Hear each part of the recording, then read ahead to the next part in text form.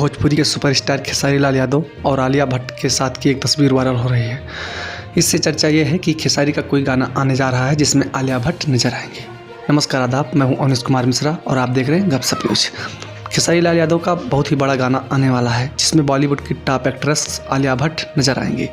भोजपुरी से खेसारी लाल पहले ऐसे स्टार होंगे जो कि बॉलीवुड की एक्ट्रेस के साथ आने वाले हैं। गाना हिंदी में होगा या भोजपुरी में अभी ये पता नहीं चल सका है, लेकिन सुनने में ये आ रहा है कि ये गाना बहुत ही जल्द आने वाला है। इस गाने का टाइटल क्या होगा इसके बारे में भी कोई खुलासा नहीं हुआ है। कुछ लोगों की माने तो खेसारी अपने फैंस को इस बड़े प्रोजेक्ट से सरप्राइज देना चाहते हैं और ये भी हो सकता है कि शूटिंग गाने आदि को गुप्त रखना चाहते हैं क्योंकि गाना कहीं चोरी न हो जाए, क्योंकि ये भोजपुरी में आम बात है कि भोजपुरी में अक्सर गाने चोरी हो जाते हैं और ये बड़ा प्रोजेक्ट है जिसमें काफ़ी पैसे भी लग गए हैं, तो इस ऐसे में इसे गुप्त रखना ही उचित है।